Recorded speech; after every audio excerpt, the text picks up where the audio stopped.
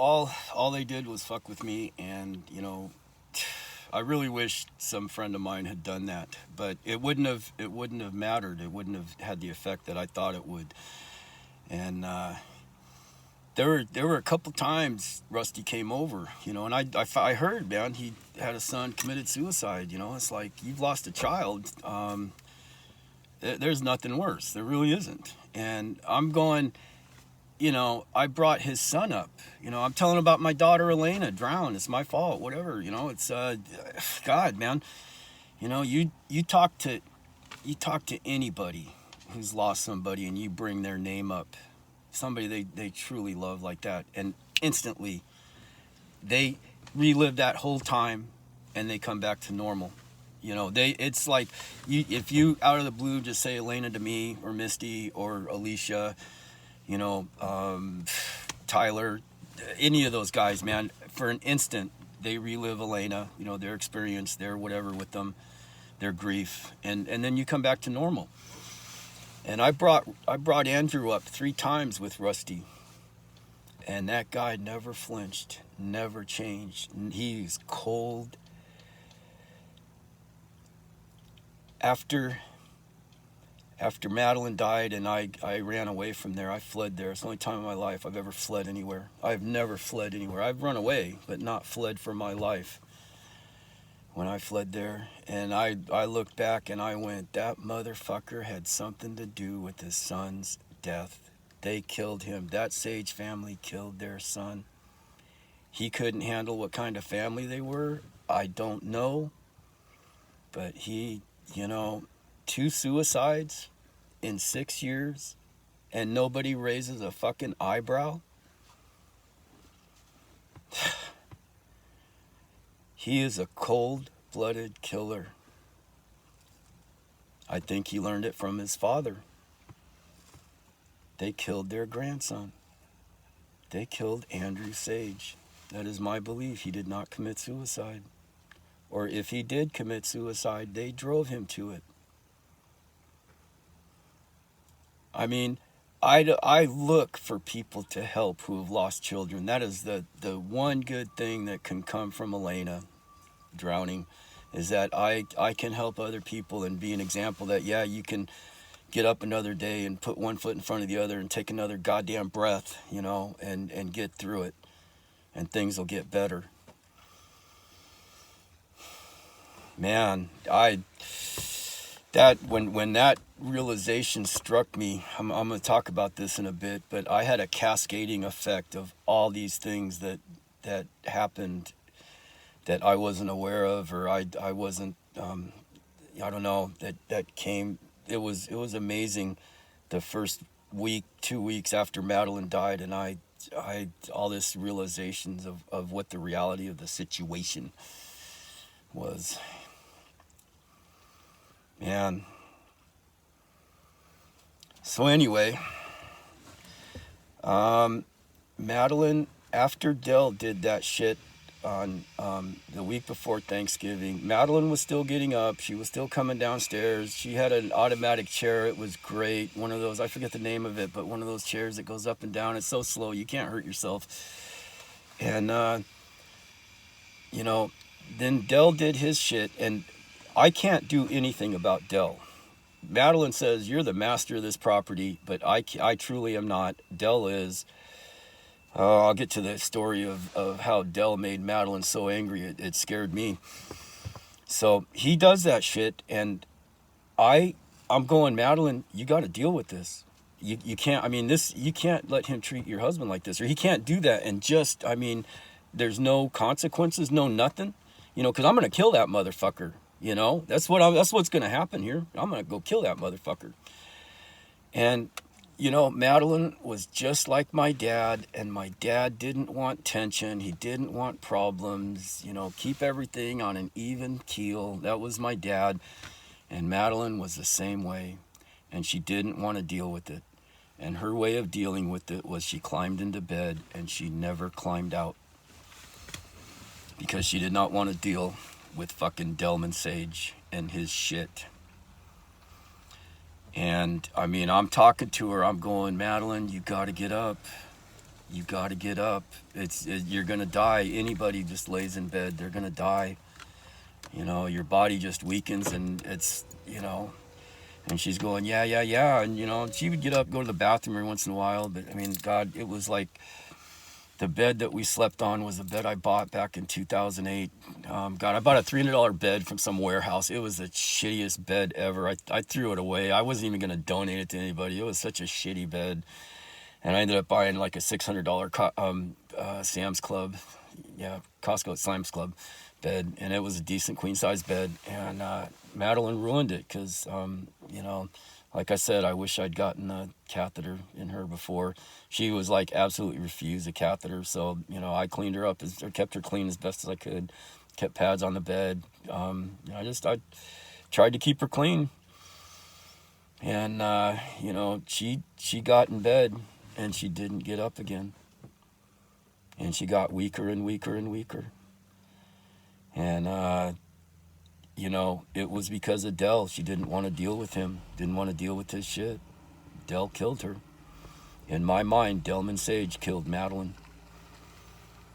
You know, I might have had another couple months. You know, I wish I could have taken her up to Kodiak, where she would have been around people who loved her.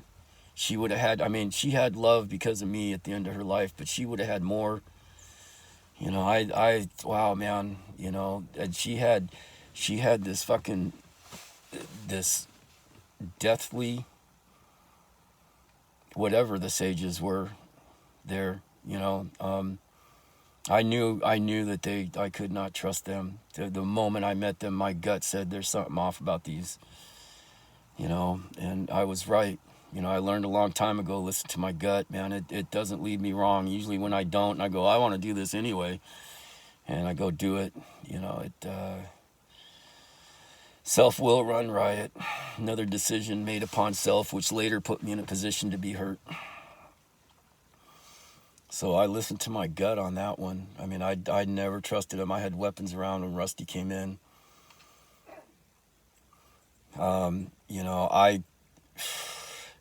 I wish I hadn't let Rusty in that last month, but, you know, Dell and Judy, I mean, I said I fucked them every way, you know, unimaginable. That was wrong. They would fuck with me, and it would backfire on them. And, you know, I would fuck with them worse than they fucked with me, and I wasn't even trying, ever. I just was taking care of Madeline. That's all I was doing, was taking care of Madeline.